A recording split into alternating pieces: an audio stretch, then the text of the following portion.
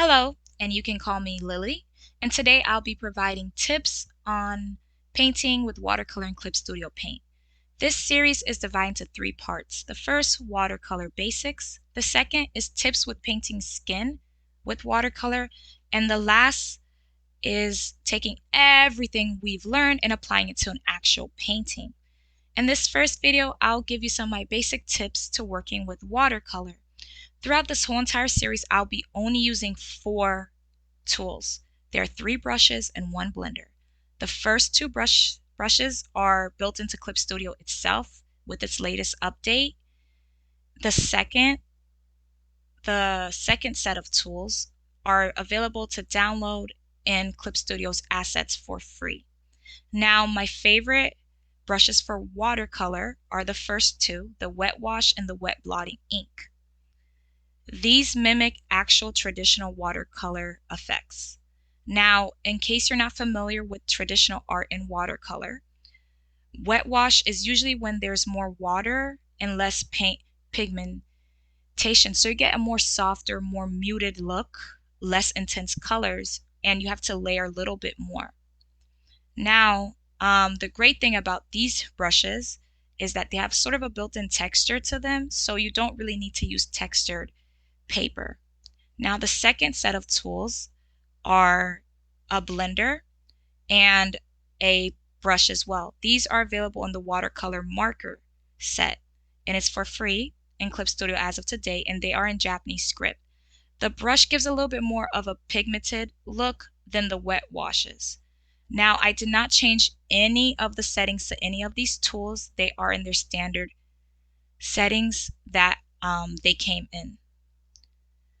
So over here, I'm going to demonstrate how they look without a texture to the background. As you can see, the wet wash, you start very light and you have to layer it a few times in order to get it to be pigmented or for the colors to look intense, versus the watercolor marker is just a few times and that's it. And you can notice how easy it is to blend. Watercolor is very blendable, and also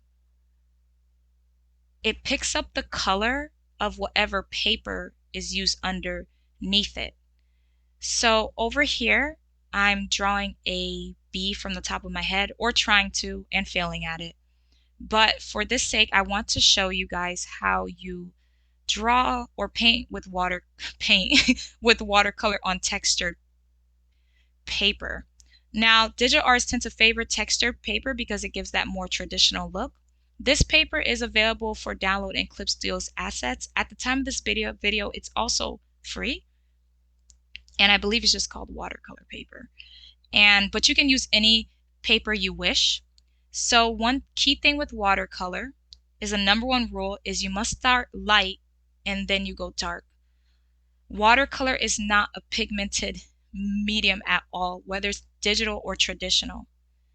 Unlike oil or acrylic, which you can go and add highlights and shadows later, you often start with the midtone. With watercolor, you must start with the highlights first, and then you add the shadows and the midtones on top of it, as you can see that I'm doing here.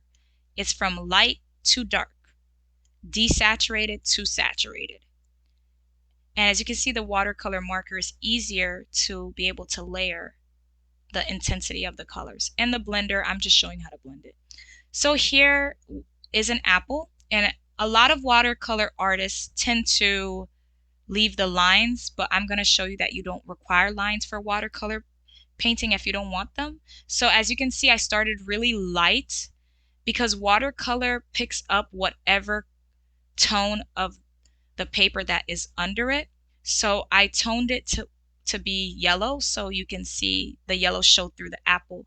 So I started light, and then I'm adding the midtones and I'm adding the shadows on top of it.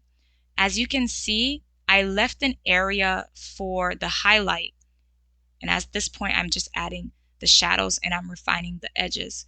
And the reason why I left an area for the highlight, because with watercolor you cannot apply light after. So what I mean by that is if there's an area that already has paint and the paint is saturated and intense, you cannot apply a lighter color on top of that anymore unless you use another medium.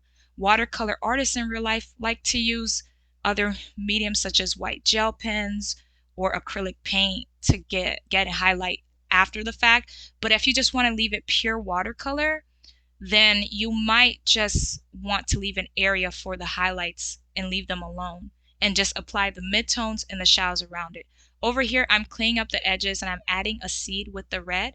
And as you can see, I'm layering over and over the edges to get them sharp and more pigmented. I'm working on one layer, but you can work on multiple layers, whatever you feel comfortable with. Just know if you get rid of the lines with watercolor, to make sure you layer over and over the edges to give it a sharper edge and a more natural look to it. Layering is key with watercolor.